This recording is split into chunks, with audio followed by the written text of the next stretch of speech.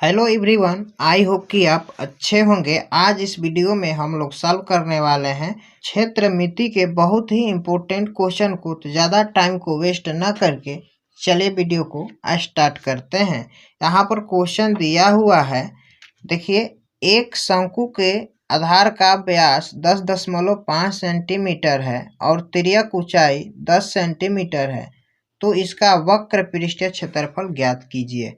तो यहाँ पे शंकु के आधार का व्यास दिया हुआ है और यहाँ पे तिर्यक ऊंचाई दिया हुआ है, इसका वक्र पृष्ठीय क्षेत्रफल ज्ञात करना है। सबसे पहले हम शंकु के बारे में जानेंगे कि शंकु कैसा होता है। ठीक है, तो देखिए यहाँ पे आपको स्क्रीन में दिखाई दे रहा होगा, यहाँ पे ये शंकु है। ठीक है, यहाँ पे आप टोपी देखे होंगे जो कि होली में पहना जाता है या बर्थडे में, यानी कि बच्चे लोग पहनते हैं जोकर वाला टोपी। वो एक क्या होता है, शंकु के आधार का ही होता है। ठीक है, तो यहाँ पे जो ये वाला भाग है ना, ये वाला यहाँ से यहाँ तक, इसको हम बोलते हैं आर बोलते हैं, यानी कि रेडियस त्रिज्या बोलते हैं। और ये जो यहाँ से ये वाला जो भाग होता है ऊपर लंबी वाला, इसको हम एच बोलते हैं, मतलब ऊंचाई। और इसके सामने वाली ये जो भुजा है ये वाला, ठीक है, इसको हम बोलते हैं यल, मतलब तिर्यक लंबाई। क्या बोलते हैं? तिर्यक लंबाई बोलिए या तिर्यक ऊंचाई बोलिए। ठीक है, तो यहाँ पर क्वेश्चन में यही दिया हुआ है, ये वाला जो भाग है तिर्यक ऊंचाई ये 10 सेंटीमीटर है और यहाँ पर व्यास दिया हुआ है, यानी कि व्यास यहाँ से यहाँ तक हो जाएगा। ठीक है, इसको हम मिला देंगे तो ये क्या हो जाएगा, व्यास हो जाएगा, जिसका माप दिया है 10.5 सेंटीमीटर। जब भी इस टाइप का क्वेश्चन होता है तो यहाँ पर लिखेंगे दिया है। ठीक है, यानी कि क्वेश्चन में जो जो चीज दिया होता है उसे हम लिख लेते हैं। ठीक है, तो यहाँ पे सबसे पहले हम लिखेंगे तिर्यक ऊंचाई दिया है, यानी कि तिर्यक ऊंचाई को हम एल से प्रदर्शित करते हैं। ठीक है, तो यानी कि एल बराबर दिया है 10 सेंटीमीटर, तो यहाँ पर लिखेंगे 10 सेंटीमीटर।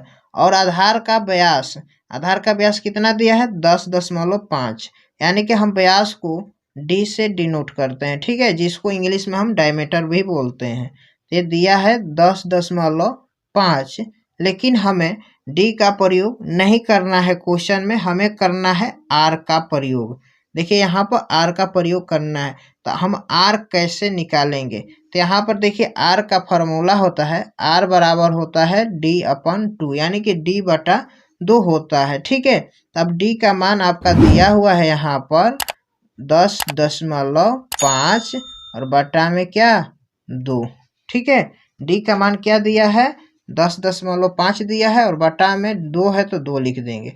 ये आर बराबर D/2 क्या होता है, ये त्रिज्या निकालने की फार्मूला होता है। ठीक है, अब देखिए यहाँ पे दशमलव है, तो दशमलव के लिए सिंपली हम यहाँ पर हम नीचे में 1 लिखते हैं और उसके आगे जितना अंक होता है उसके बदले में उतना ही हम शून्य नीचे लिखते हैं। ठीक है, अब इसे हम क्या करेंगे, काट कूट। अब यहाँ से ये दशमलव हट गया, जब इसके बदले में नीचे हमने अंक रख दिया तो ये दशमलव हट गया। इसमें हम भाग देंगे 5 से, तो ये जाएगा 5 दूनी का 10, ये फिर 5 एकम 5।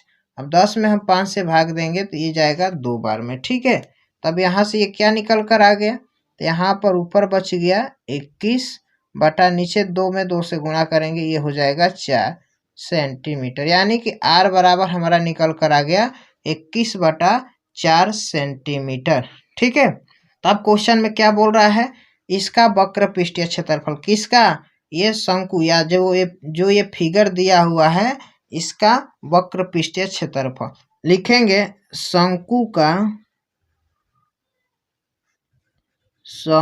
का वक्र पृष्ठीय क्षेत्रफल बराबर, ठीक है, और क्या होता है फार्मूला, ये होता है πr/l।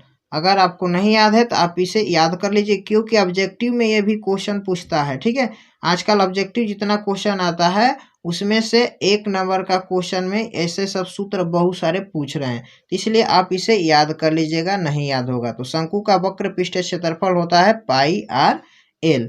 तो आपको अब यहाँ पे क्या करना है, अब इस सूत्र पे मान को बैठा देना है, अपने आप इसका आंसर निकल कर आ जाएगा। पाई का मान होता है 22/7, ये तो लगभग सबको पता होता है, पाई का मान 22/7 होता है। ठीक है, और यहाँ पर आर का मान अभी हम लोगों ने निकाला, यहाँ पर देखिए 21/4, तो सिंपली लिखेंगे 21/4। ठीक है, और यहाँ पे फार्मूला में एल है, एल मतलब तिर्यक ऊंचाई।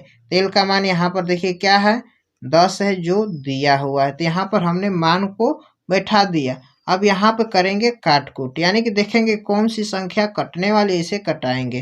तो अब देखिए 7 से हम भाग देंगे 21 में, तो ये जाएगा 7 त्रिक 21, यानी कि 3 बार में 21 कट जाएगा। ठीक है, अब क्या कटेगा, अब देखिए इसे हम कटाएंगे। 4 में हम 2 से भाग देंगे तो ये जाएगा 2 बार में, और 10 में हम 2 से भाग देंगे तो ये जाएगा 5 बार में। ठीक है, अब ये 2 से हम भाग देंगे 22 में, देखिए ये 2 से हम भाग देंगे 22 में तो ये जाएगा 11 बार में। ठीक है जी, तब क्या बच गया, अब बचा है 11 गुणे 3 गुणे 5।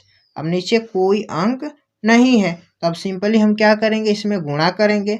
11 में 3 से हम गुणा करेंगे होगा 33, और 33 में 5 से गुणा करेंगे तो ये हो जाएगा 165। ठीक है, और इसका मात्रक क्या है, सेंटीमीटर। जब भी हम क्षेत्रफल निकालते हैं तो इसका मात्रक में हम क्या लगाते हैं, स्क्वायर लगाते हैं। ठीक है, और आयतन जब भी निकालेंगे तो उसमें हम क्यूब लगाएंगे। ठीक है, याद रखिए जब भी क्षेत्रफल निकलेगा तो उसका मात्रक में हम स्क्वायर लगाते हैं, जो कि इस क्वेश्चन का राइट आंसर हो गया। आई होप कि ये क्वेश्चन आपको बहुत अच्छा से समझ में आया होगा। अगर ये वीडियो आपको अच्छा लगा हो तो वीडियो को लाइक कर दीजिए। चैनल पर आप नए हैं तो चैनल को सब्सक्राइब कर दीजिए और बेल का आइकन को ऑल पर प्रेस कर दीजिए, ताकि इसी से रिलेटेड और सारी नई नई वीडियो आपको टाइम टू टाइम मिलती रहे। तब तक के लिए आपका बहुत बहुत धन्यवाद।